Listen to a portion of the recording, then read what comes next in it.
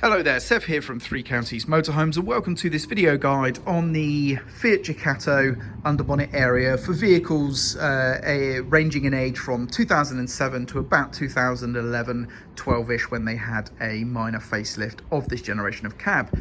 So you can see the what the cab of the vehicle looks like here. We've got the sort of teardrop shaped eyes, so that's the generation of cab. And like I say, around 2011-ish there was a minor facelift, so there may be some differences, and we should have a specific video for that generation of vehicle anyway. So this video is going to show you what we're going to find underneath the bonnet. It's not going to go into anything in depth for solving technical problems or anything like that. And if you do have any of those issues, of course, I strongly recommend you seek a specialist or a mechanic. This video is just purely to show you where you're going to find the most common items. And yeah, let's get to it. So first things first, we need to actually gain access to the underbonnet area. And we do so by going into the passenger door area, and we should find a lever that looks like this on the edge of the dashboard. We'll give that a pull. Now, if your motorhome is an A-class, then there may be something slightly different, or that lever may have been moved, but it's going to be something along those lines. And of course, with an A-class motorhome, you're going to have a very different bonnet and access view to this engine area anyway, but the layout of the hardware should be the same. On a coach built, we're going to reach underneath here and feel around for a little tab, a metallic tab. And when you find it, you're going to lift it up.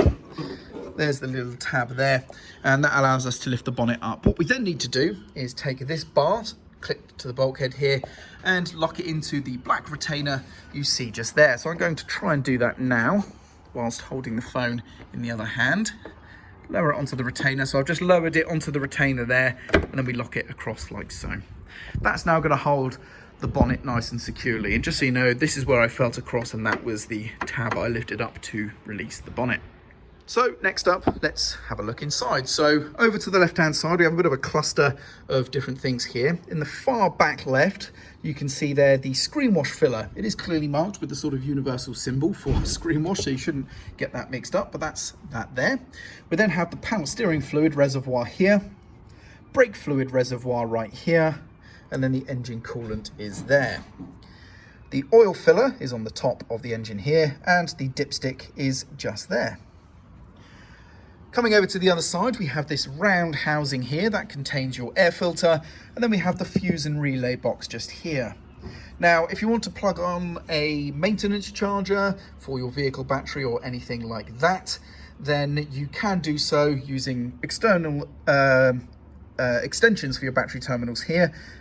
On the fuse box, this little cap reveals the positive battery terminal extension there, and the negative is going to be this bolt just here, just inside of your passenger headlight. That's the bolt right there for your negative. Now, what I strongly recommend you don't do is jump start these vehicles. The surge is something known to damage the electrics on this generation of vehicle, and newer as well. Battery pack starting can be fine. So if you've got a boost pack that is literally just an external battery that you can connect on, that's fine. That tends to work okay. But direct jump starting from another vehicle or a large boost charger can cause electrical issues that require rather expensive garage repair bills. So I strongly recommend you only jump start as an absolute last resort. But for plugging on a maintenance charger or trickle charger, that kind of thing is going to be absolutely fine using those terminals. And that is pretty much it for the underbonnet area. Pretty straightforward.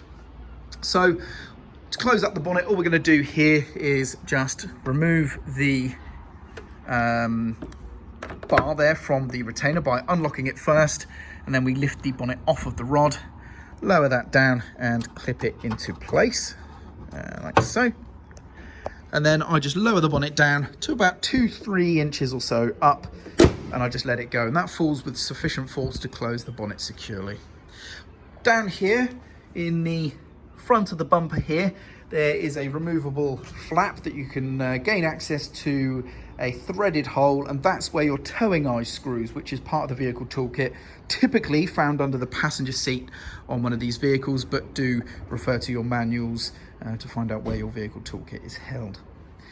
Lastly, the fuel filler for these vehicles is just behind the passenger door here, and we open it up and there is your diesel filler. By default, it should freely spin. That means it is locked. To unlock, you're going to hold it by hand to keep it steady whilst inserting the vehicle ignition key.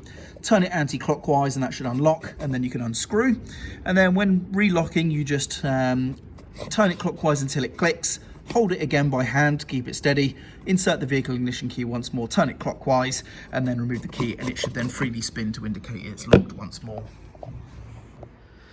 And there we go, that about wraps up the video for today, and hopefully you found it useful. Of course, like I say, if you need any more information or help, then please do refer to your vehicle's instructions and manuals, or speak to an agent or specialist or mechanic, of course.